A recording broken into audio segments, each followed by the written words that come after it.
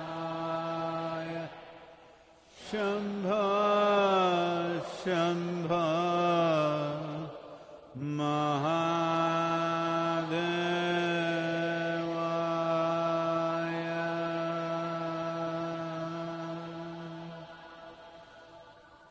Yoga Yoga Yogeshwaraya Bhuta Bhuta Bhuteshwaraya Kala Kala Kaleshwaraya Shiva Shiva Sarveshwaraya Shambho Shambho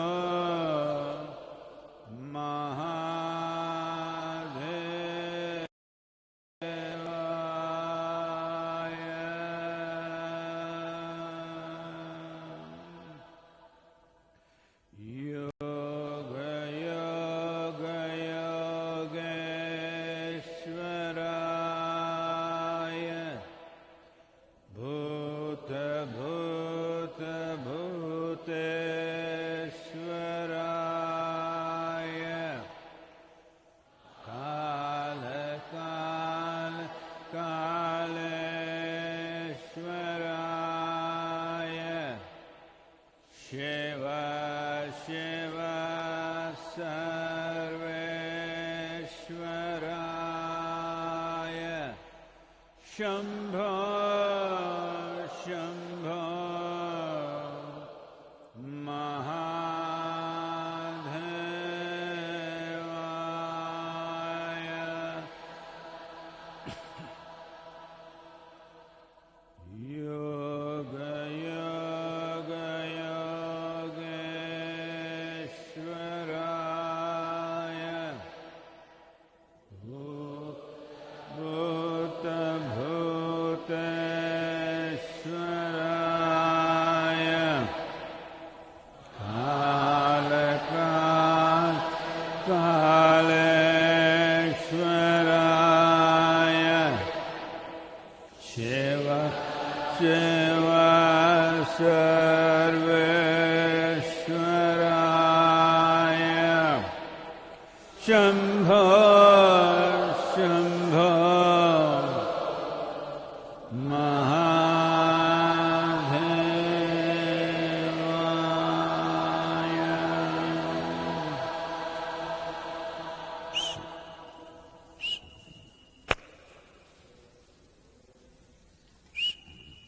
Please.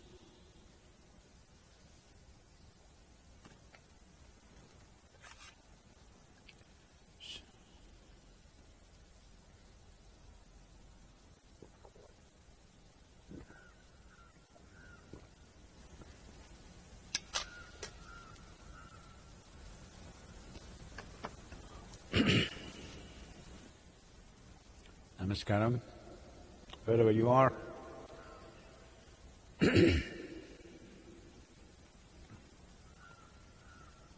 Well,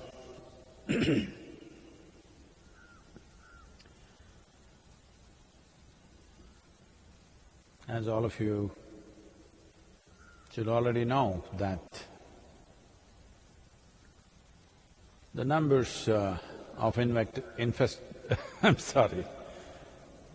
infected people in India has largely remained in control for the population that we are.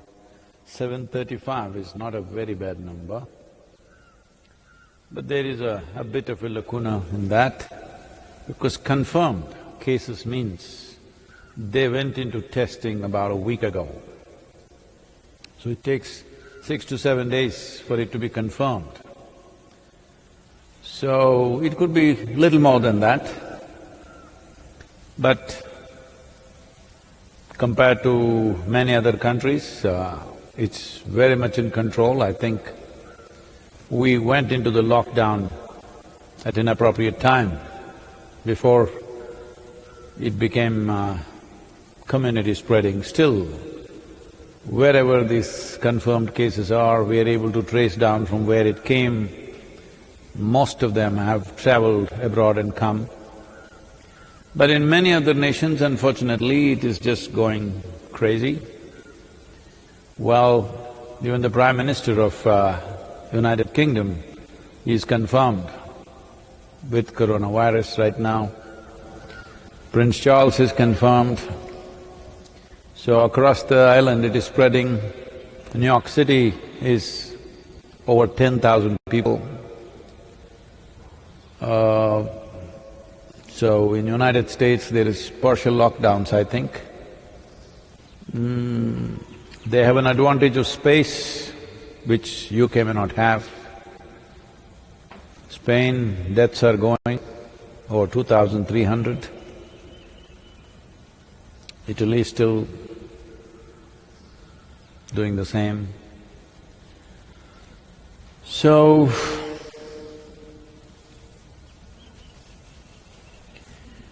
this is a situation, but we also know that a whole lot of people will recover.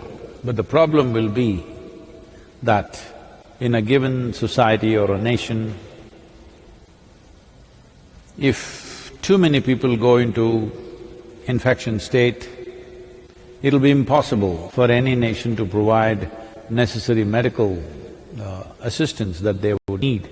That is when people will start dying in large numbers.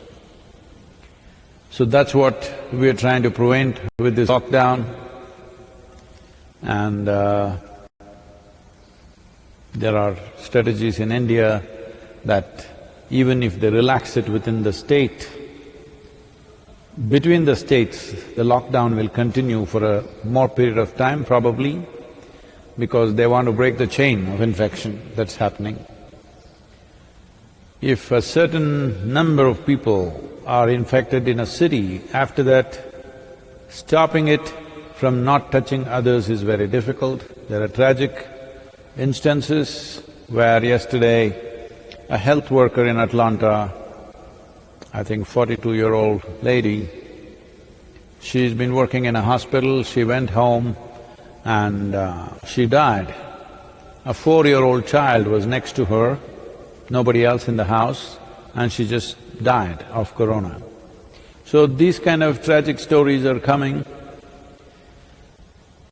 So I want every one of you, in whichever way you can communicate, ensure that everybody maintains physical distance and you should not be the cause of the problem. That much you must take care.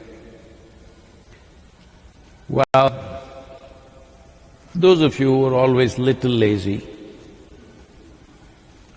that you always cursed about going to work, those of you who are thank God it's Friday kind of people, this is your time. At least have a good time for 3 weeks or 4 weeks or whatever it turns out to be. The economic packages are being unfolded both in United States and in India in a big way. Everything is being pushed. It's almost like for 3 months we did not live, that's how it will be. And we again came back. It's like the Gulliver experience, but only 3 months. So, the most important thing is that people don't become fearful and start doing stupid things. People don't become fearful and start running on the streets. Very important that all of you maintain your physical and mental balance. This is a great time to address ourselves. When I look back and see in the last 3 decades or nearly 4 decades, never, or in my whole life, never I got 3 weeks where I can do something with myself. It never happened. So here I am. So I want you also to make use of this in the best possible manner. 3 weeks is a lot of time. If we put enough effort into 3 weeks, we can come out physically stronger and fitter, mentally more stable and with more potential. Energetically and spiritually, We can do many things in 3 weeks full-time work. Well, many of you have attended programs and you have seen in a 2-day program or a 4-day program, life has taken a huge shift. 3 days of Bhava Spandana, life got turned upside down. So this is your time to do your thing, that you become a life that will soar. Yes. Let us not complain about anything and everything that comes our way. The virus is doing its job, we must do ours. This is important. We don't do virus's job, we do ours. If you transport virus from yourself to another person or from another person to you and you to somebody, you're doing the job of the virus. You're a virus party. If you don't cooperate with the virus, that means you're doing what you want to do. This is the time. This is a given vacation. Well, it's going to set us back economically on various levels. Individuals, families, communities, nations, the entire world's economy probably will fall back a little bit. It's okay. I'm saying it'll hurt. It'll hurt all of us, it'll hurt us as an institution, but it's all right. Maybe we will live the way we lived 5 years ago or 10 years ago. There was nothing wrong at that time, it was fine. We will just be like that.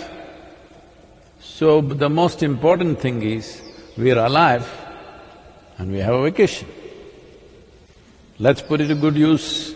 But people are complaining, people are having just 3 days, already home is becoming repressive for a lot of people.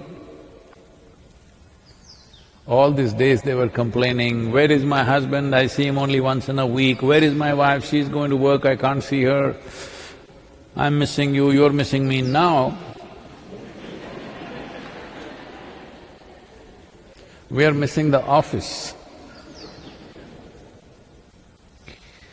Well, human relationships are like this. When you're together, it's a problem, when you're away, it's a problem. When they're away, there's only one problem, you just miss them. When you're together, there are multiple problems. This happened. At one time, Shankaran Pillai was a weekend golfer. That is, every weekend he golfs. So one Saturday morning he was putting on his shoes. The wife came and she was in an emotional mood. She said, every weekend you're going away golfing, you don't love me, you love this golf game more than me. Shankaran Pillai tightened the lace and then he said, see Lakshmi, it is true, I love the golf game more than you. But let me tell you, I love you more than the cricket, tennis, football put together.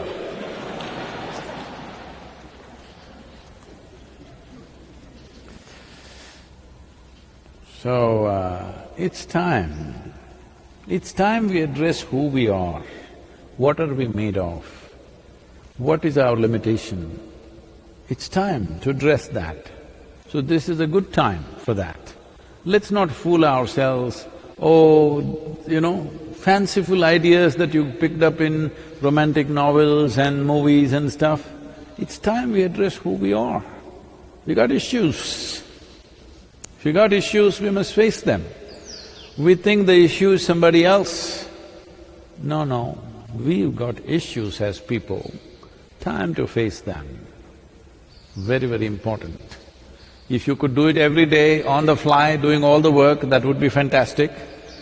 But if you could not do that, this is a time when you sit by yourself, all the troubles you're having, obviously yours. The boss is not around. You can't blame it on him.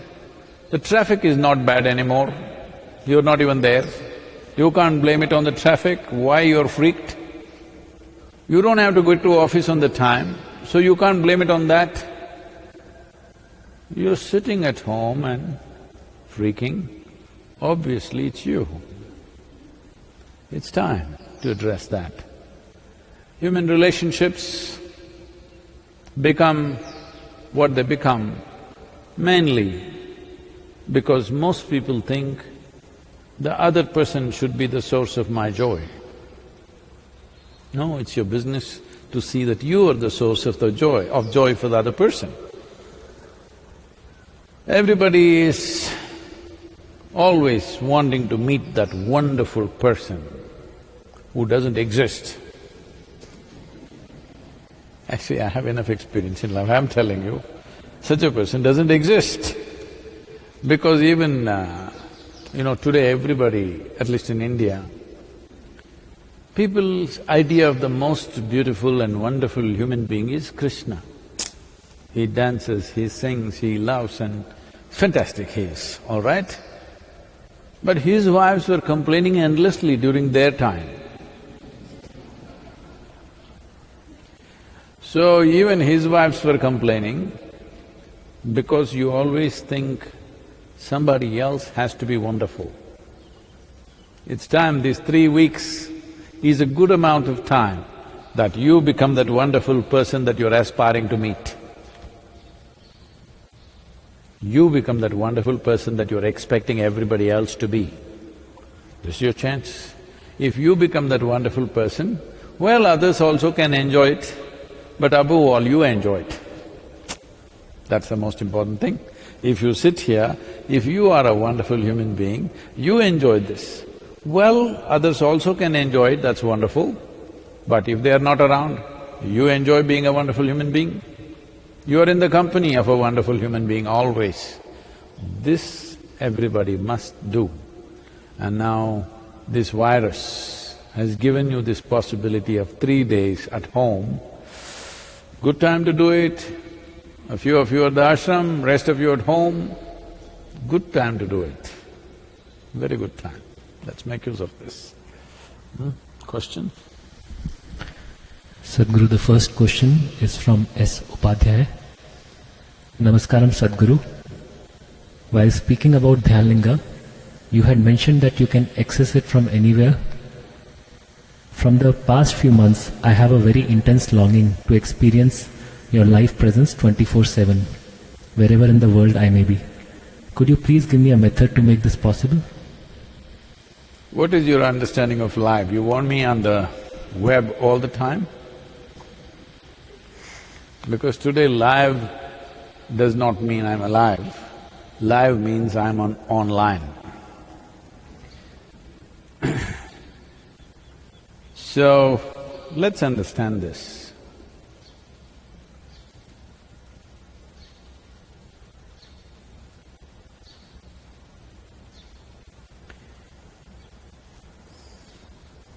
What you think you are right now is, this is me. Well, we have done enough of this talk with you, enough processes with you, that what you consider as your body is an accumulation. So it's yours, cannot be you. Other thing is, what all mess that's happening in your head, you think it's me, the content of the mind. Well, that is also an accumulation, that is also yours, because nobody else wants to have it.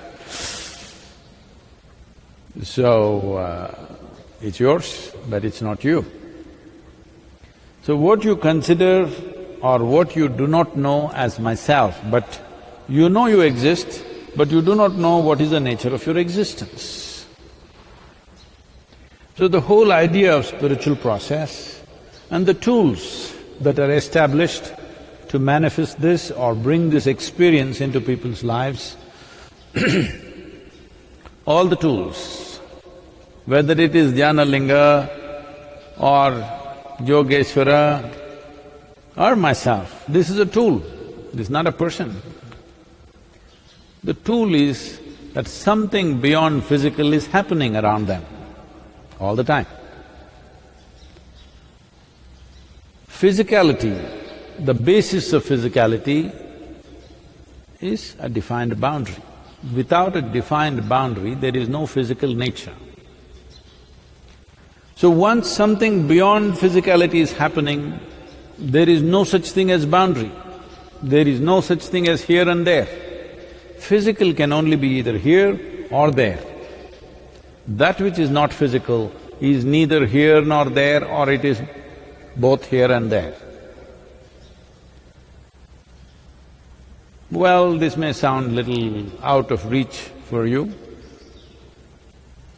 but normally, for most human beings, I would say over 90% of the human beings, they can pay attention to something, absolutely, only if they're emotionally involved with it. Very few human beings have a mind which can give them absolute involvement without any emotional involvement. That takes a lot of work. To have a mind that you can stay focused on something absolutely without emotionally being involved with it. But I would say for 90% of the people, they need emotional support to pay attention to something absolutely. This is the reason only those people who you think are in the ambit of your love, you pay attention to them. Those who are not, you ignore. You cannot pay attention to them. So because of this, spiritual process always mixes up a very simple aspect. To bring focus, we talk about devotion, emotion, all this stuff. Is it really needed? No. If you could simply, absolutely be, you don't need any emotion, you don't need any devotion. Just sitting here, dry as a stick, you can still reverberate with the energies of this universe. But that is a very small number of people. Others need some kind of… something has to tug them in their heart, otherwise they will not look in that direction. They will look for a few seconds and they'll be here, there, everywhere. Only where they're emotionally involved, they're able to keep a steady focus towards that. Whatever emotionally matters to you becomes the focus of your mind. So it's a wonderful tool that way. So because of that, we brought emotion into the system. Once we brought emotion, you know emotion. It's like that. Because it's like that, channelizing that is a huge challenge, and unnecessarily it looks complicated because each person starts interpreting it in their own way, because each person's emotion is unique in its own way. So do not get trapped in all those things. Do not worry about what somebody else is doing, how it happens to somebody else. This is why in Isha we've always stopped people from sharing their spiritual experiences, because others will get confused. If you say, I was lying down, I was just lying down somewhere in some other part of the world, wherever you are, Mr. what? Acharya? Upadhyaya. Sadhguru came.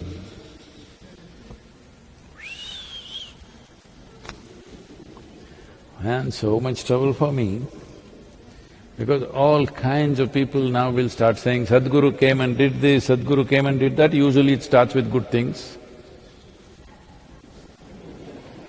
Then after some time, every nonsense that they do, Sadhguru. Right now it's happening to God.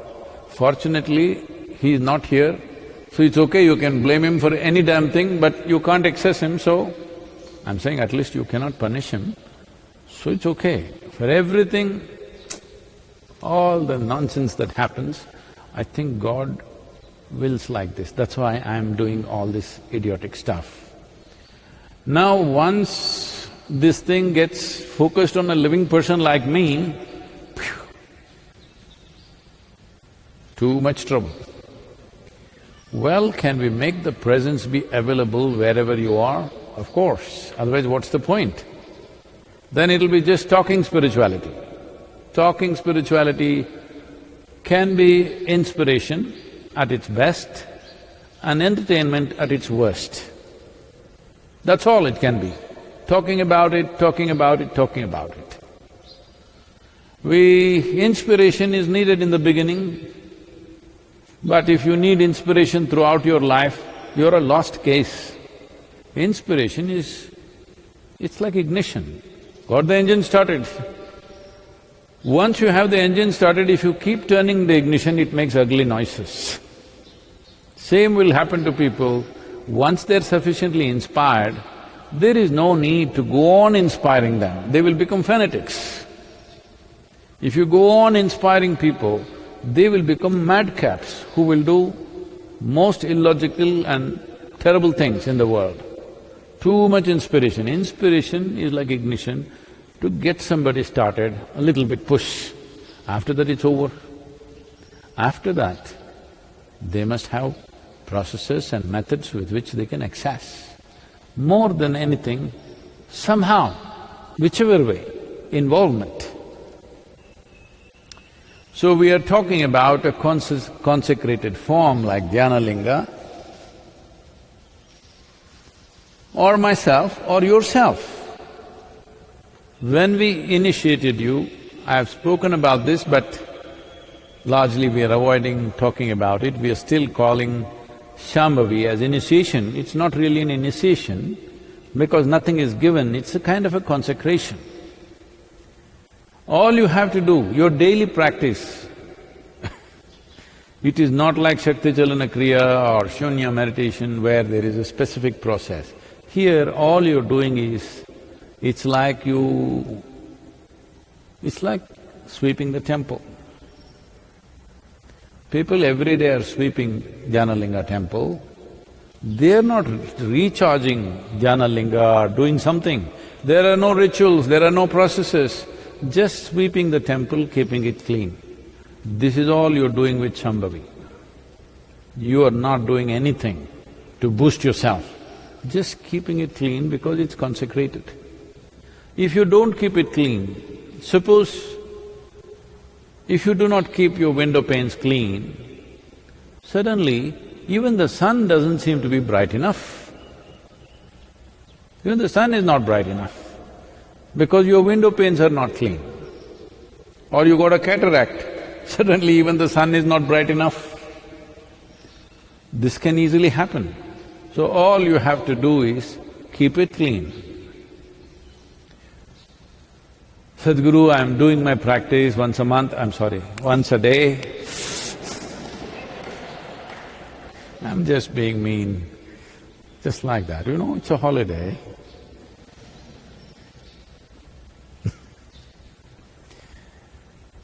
If you're doing your practice every day, to some extent it's clean. But maybe the rest of the day you're completely oblivious of it. So one simple thing you can do is use something, anything. Maybe a picture, maybe a mantra, maybe just a sound, maybe just a reminder on your phone, just anything that mentally, emotionally, you just get connected to that aspect as many times as possible in a day. That if you close your eyes, only that appears. Right now still all those cinema stars and others are appearing, so you're not feeling it. It's not that it's not there. You're not… See, when you do the practice, you feel it. During the day you're not feeling it because you let other things dance. Item numbers are happening. So you do anything, use anything you want, maybe a reminder on the phone, maybe a picture that you will look at it, or phone screen, you put something as a screensaver or a chant, you yourself chant or you listen to a chant, do something. All we are trying to do is mentally, emotionally, you're focused in one direction. If you do this much, the presence will be strong. Even now it's there, but like with cataract, how can you see? You're just trying to remove the cataract, that's all. It's very much possible to experience any dimension of life which is not limited by physical nature. You have no problem feeling it and experiencing it and knowing it. Distance is not an issue, there is no distance for non-physical dimension. Distance is a manifestation of physicality. If there's an inch, there is a mile, if there's a mile, there is 10,000 miles. That's how it is. From an inch to a light year, there is distance only because of physical objects. If there is no physicality, distance means nothing. So this is not a physical dimension. So, feeling it, knowing it, experiencing it will not be a challenge if there is a certain amount of focus towards that. You create your own device, how to remind yourself every few minutes or once an hour or whatever you like, it will happen.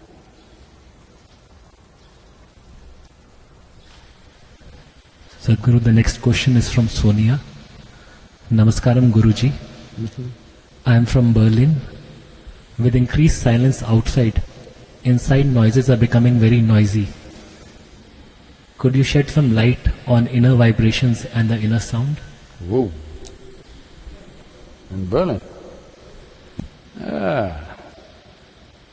Usually people don't call me Guruji because Guruji is a honorific. I'm very embarrassed with such things. Sadhguru is a description. Just like saying an orthopedic or an ophthalmologist or a gynec or a neurologist, just like that, Sadhguru is just a description. I don't mind the description because it says an uneducated guru, nobody comes and confronts me with scriptures because they know anyway I don't know it. Just to ensure that we don't spend time trying to debate, discuss something that we have no clue about and we have never bothered about. But Guruji is a honorific. Don't do that to me. I've lived in a certain way, in the sense I've lived in such a way that people around me are always confused. What the hell is he about? It's very important for me because if they make any conclusions, then it's very hard to work with them. Confusion means at least you realize you don't know, which is good.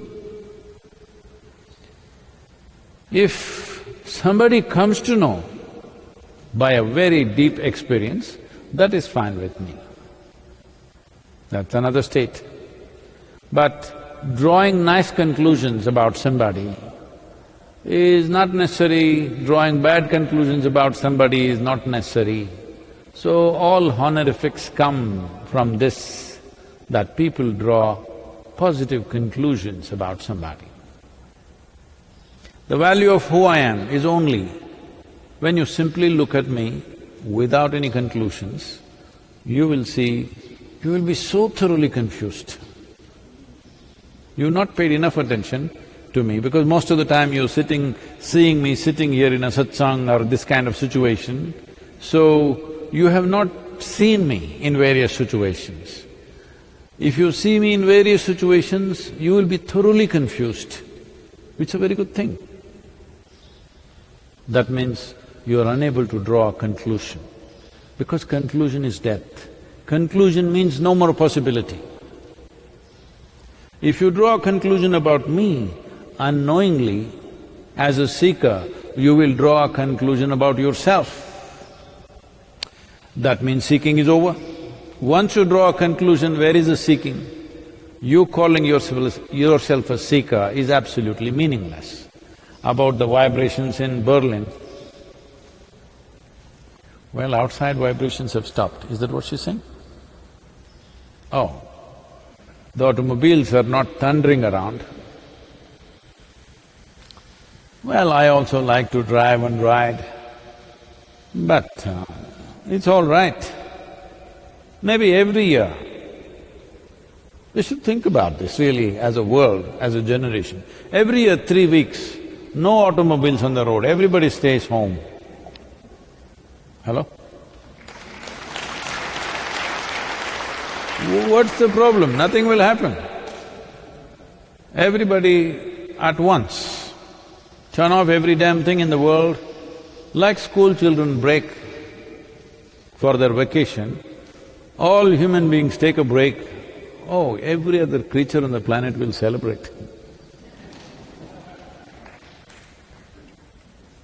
So if all the machines in Berlin have come to a standstill, the German automobiles are not thundering around, so now, am I understanding the question? She's saying, how to manage interiority, or what about the inner vibrations? What is that? Could you shed some light on the inner vibrations and the inner sound, given that outside has become quiet, but the inner has become more noisy?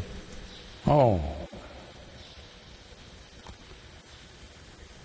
Inner or interiority has not become noisy, it's never been noisy, there is no such thing as noise in that region. It is just that because you are not busy, you're getting preoccupied. Most people normally think they are busy, but if you look at their lives, 60% of the time they're just preoccupied with something. This is like chewing the cud, you know. What happened yesterday, you're still chewing. This facility is not there in your body. Cows, goats, sheep, they all have this facility that they can eat today and after a few hours they can bring it back and chew the cud. Such a facility was not given to you in your body, so you have created one in your mind. This is an evolutionary problem. You're not willing to come out of the four-legged state that you want to chew yesterday's cud. In the southern Indian mysticism and yoga, we look at people and if they are either enjoying or suffering only what has happened in the past, because of past activity, now they're enjoying something, but doing something totally different now, not understanding that they're just enjoying past benefits and it may run out any time. We say, "Ayyo, palay sadam." Palay sadam means old rice, that means this is old food. Enjoying old food. What we ate yesterday, right now it is still, in terms of energy and strength, is still working in our body. Similarly, what we did yesterday or 10 years ago or a lifetime ago, maybe still we are benefiting from it. But if you're not doing something right now to enhance this will run out. Old food will rot after some time. What was very wonderful will become very nasty after some time. A whole lot of so-called successful people in the world go through this at different stages in their life, that they will be enjoying the results and karmas of the past. And they think everything is fantastic, they live wantonly now. One day suddenly it hits them, not necessarily from outside, most of the time it's from within. Their own psychological structure, their own body goes into such a relapse, they can't believe that this happened to them. This is because you're living on old food. It's important you cook fresh food every day, it's very important. This is why present karma is very important. I want you to understand, there is no noise in your interiority. There is no vibration in your interiority, there is no sound in your interiority. It is all in your head. This is because you're chewing the old cud. Now, if you are busy with some activity, you would forget some of the things that are happening in your head today. But once your hands are not engaged, then you see this will go on. So what should I do? Well, we have taught you many ways. You don't try to stop it because you cannot stop it. The only way is you can distance yourself from it. Well, there are many methods to distance yourself. If you're doing Shambhavi or Shunya, definitely there's a powerful process. Otherwise, you can do Isha Kriya. If you don't know any of these things right now, the simple thing is just this. You have to just look at yourself and see. You're a tiny little creature in this vast existence, we don't know where it begins, where it ends. On this little mud ball of a planet, you sit here and you think you're the center of the universe, it's a stupid idea. Everything is from this basis that you think you are the center of the universe. It's a very stupid idea. From this stupid idea, many stupid ideas have come, which is socially considered intelligence. So you just look at your thoughts in the context of larger cosmos. Now the virus is threatening your life. In the context of your mortality, the things that you think about, the things that you think are important, every one of them is stupid. If you see your mind is, your thought, your emotion is utterly stupid, naturally you will create distance. The problem is you think it is smart, and now when it troubles you, you want it little away. No, whatever you think it is smart will sit on your shoulder like a badge. It will not go. It will not leave you. The moment you think you are smart, your thoughts cannot leave you. You cannot close your eyes and sit if you're a very smart guy. Just know this. When you know you're a bloody fool, you can close your eyes and sit. In terms of life, in terms of existence, you're really nothing, okay? Socially you may be something.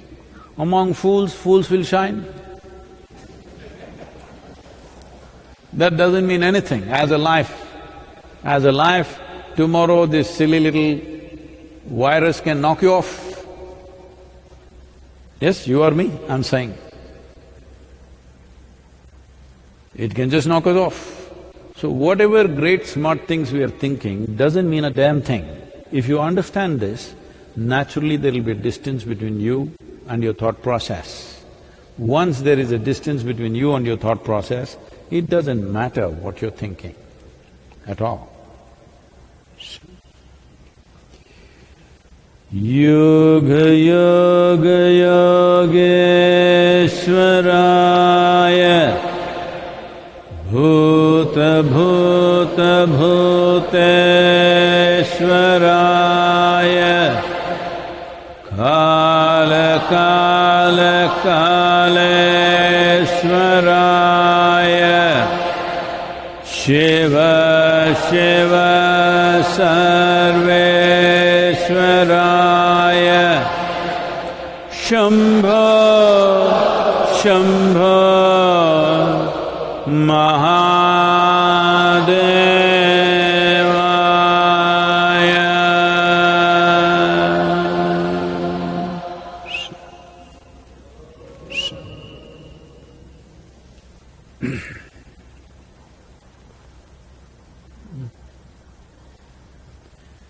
Namaskaram, all of you. We here?